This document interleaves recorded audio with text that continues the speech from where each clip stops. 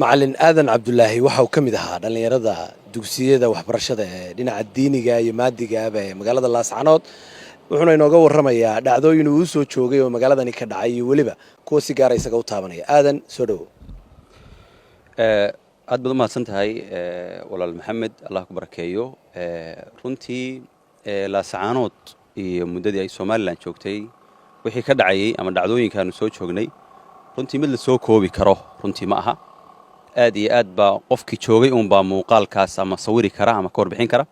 tusaalahaan anigu waxaan maamule guud ka ahaa mu'asasaadka imaamu shaatibi ee magaalada laascanood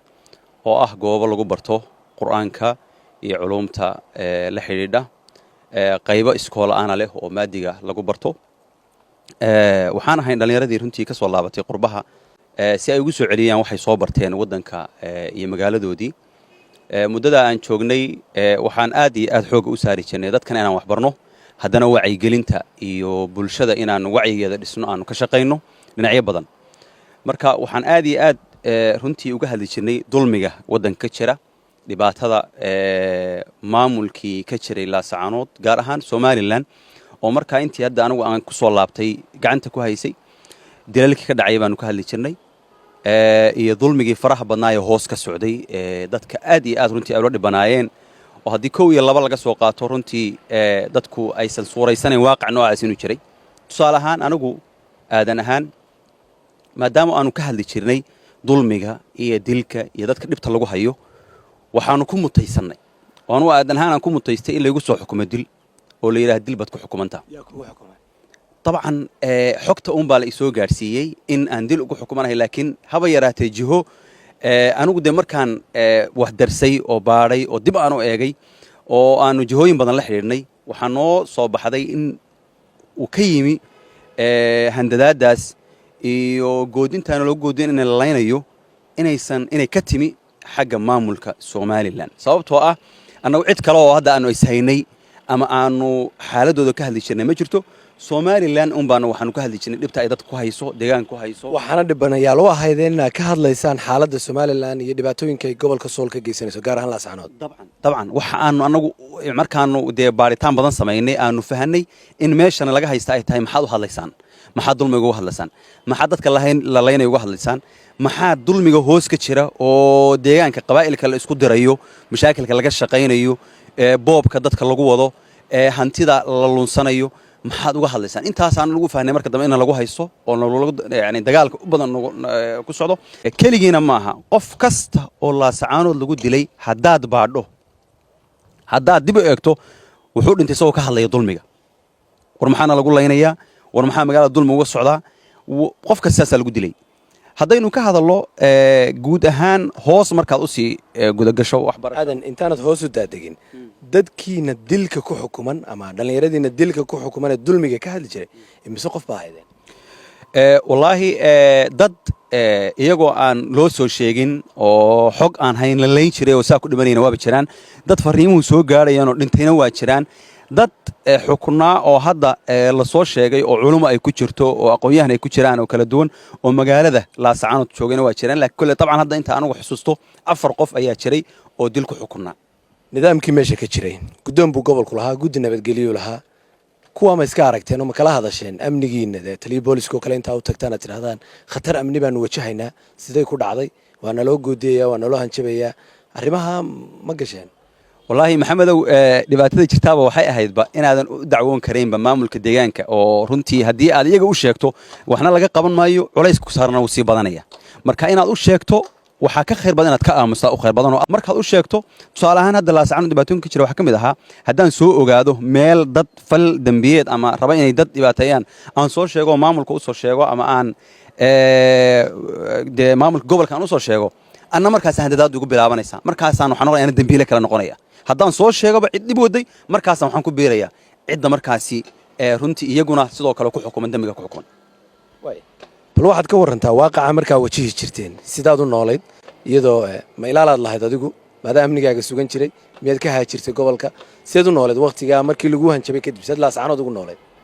wallaahi runtii waad garan kartaa maxamedow runtii qof la yidhi dil baad ku xukuman tahay oo waa lagu dilayaa طبعا magaaladiina haddaan ka cararno oo iskaga tagno oo meel kale aadno طبعا waa intii ujeedkii la rabay oo ahay dadka magaalada waxgalka u ah oo wax baraya oo طبعا wixii ugu qaalisan dad gacanta ugu haya in magaalada markaas laga saaro oo dadka laga baacsado marka waxaan go'aansaday inaan anoo dilku xukuman inaan joogo oo aanan bixin laakiin aan is ilaaliyo kow horta waqtiyadii طبعا aanu socon jirnay oo habeenkii ahay aad iyo aad runtii wax badan isaga bedeleen oo de waxaad noqonaysaa qof gurigii maxbuus ku ah habeenimo haddii qoraxdu dhacdaba qof gurigii joogo islaalinaya markaad gurigaaga imaanayso aad soo socoto waxay noqonaysaa waxaan samayn jirnay inaanu soo wargelino xaafadda oo albaabka la sii furo oo xaafaddu ay sii digtoonaato oo meelaha la sii fiirfiiriyo oo marka kasaa kadib guriga ku gasho gaarigaaga albaabka gurigaaga inta la furo ayaa laga eegi jiray banaanka dabadna ordayd guriga gali jirtay ana ordaya galiya gaala dadooda tolo albaabka la sii balaqaya adoo markaasi xawaaro ku soconaya baad guriga gelinaysaa gaariga ama inta badan waxaan sameyn jirnay taban rag iyo asxaabta aan isku xaafadda nahay ayaanu markaas iskaashan jirnay soo raaci jirnay si aanu markaasi gaashaanbuur iyo islaash taban waagay waxaad ii sheegtay markaynu arrintan ka sheekaysanaynay in xaruntii ama markaskii waxbarasheed ku lahayd magaaladaas mar ka mid a cashuuro lagu soo rogay kala duwan cashuuro sharci darraa iyo kuwa sharciaba la isugu kaa keenay lagu weydiiyey lacaga baada sidaad ula macaamilaysay nidaamka markaa wallaahi maxamedow runtii xaaladda aan ku sugnayn wakhtigan de hadda waad u jeedaayo magaaladu nabadgelyada iyo xorriyadda iyo wax dadku dareemayaan dee ma jirin waxaasi qofku wuxuu ahaa qof maamulka meesha ka jira ku gowracan waxa uu soo jeediyo cashuuraha annagu mu'asasaanu ahayn tacliimiya dhinaca waxbarashada ilaa 2 cashuur 3 cashuurood ayaa ka imaanayay kuwa ay yidhaaheen waa kormeer wasaaradda kuwo ay ku sheegeen waa maaliyadda 3 cashuurood baa dhinaca waxbarashada kaaga imaanayay dhinaca dawladda hoose dhinaca kale macaash waxaa dhacday mararka qaarkood in ilaa 3 hal bil gudaheed 3 albaab lagala baxay oo goobaha waxbarashada lala baxay oo markaas la geystay Soomaaliland igala baxday oo markaas ay geysatay goobihii markaas ay maaliyadda ku sheegaysay ama xarumihii cashuuraha ay geysay albaabada qaarkoodna waxaa la geenayay jeelal baa la geenayay markaa tagto oo saldhigga aad u dacwooto oo tiraaho war albaabka maxaa laygala soo baxaya waxaa la leeyahay cashuurtii baa lagu leeyahay cashuurtii hadda cashuur bixiyaan oo cashuurta waa bixiyay may cashuur kala jirto macaashaho bishii sanadkii waa inaan hal bil anagu qaadano iyagoo cashuurtii caadiga hadna laga qaaday haddana waxay yidhaaheen waa inaad bixisaan gurigan ijaarka ee kuu kiraysan hal bil oo ka mid ah waa inaad cashuurtiisa naga nasiiso tusaalahaan wuxuu u kiraysan guri 300 buu u kiraysan yahay aan 250 buu u kiraysan yahay 250 baanu qaadanana cashuurta caadiga marka adoo kiraystaha adigoo ah baa laga rabaa lagama rabo qofkii mulkiilaha ka ahaa guriga qofkii mulkiilaha ka ahaa hadduu bixin waayo adaa albaabka lagala baxaya qofkii mulkiilaha cashuurtii caadiga ah waa laga qaaday hadduusan guriga markaas isagu guri kurola u yahay marka qofkii culays baa ku dhacaya 2 ama 3 ah oo uusan awoodi karin markuu dhaho war ma awoodi karana waxaa la leeyahay albaabka la qaadanaya guriga oo ballaqan marka qaarkood waxaa dhacaysay in gurigii oo noo qalabaysan oo wax lagu baranayo oo ardadii joogaan in ilaa habeenkii ay gaarayso in albaab la'aan noqdo oo damaanadda markaasi ay noqoto inaan de ilaalo u samayno oo ilaa gurigii haddii uu aadan dee albaabka xidhin waxaa dhici karaysa xataa in dhibaato ka weyn ku soo gaadho qalabkii lagaa qaato lagaa dhaco marka qaarkood waxaa dhacday in aan aadnay goobta markaasi la iga yeedhay saldhigyada magaalada mid ka mid a oo markaan tegelaya waad xidhanta oo maxaanu xidhanahay markaan in la yidhi waxa weeyaan luuq baad xidhi weyday haddaan xidhaya luuqa ilaa anagu maanan ogeyn luuqa inuu furan yahay hadda loo xidhay maxaa luuq la xidhay maxaa luuqa waxaa la sheegay oo dabcan dadka loo sheegay in nabadgelyo lagu ilaalinayo guryaha u dhexeeya luuqyada meelaha guryaha u dhexeeya in la yidhaha waa la xidhayaa si aan qofkii dhibaato geystay uusan u marin haddana iyadoo albaabkii uu luuqii la xidhay qofkiina oo dhabbada cad sii socda ma waxbana laga qabanayn marka waxay iska ahayd wax dadka lacag lagaga guranaye luuq waad xidhi weyday markaan luuqa waa xidhayaa oo halla maaragtay dee waqti hana la siiyo may waxaa leeyahay waa inaad bixiso lacag $50 waa inaad bixiso haye luuqiina markaan aad lacagtaa bixiso luuqana waa inaad xidho waa iska dee baad weeye 50 maaha yani waa luuqaad xidhi weyday waa ganaax bay igu leeyihin laakiin dee ganaax qof hadda ogaaday oo in luuq la xidhayo hadda ogaaday dabcan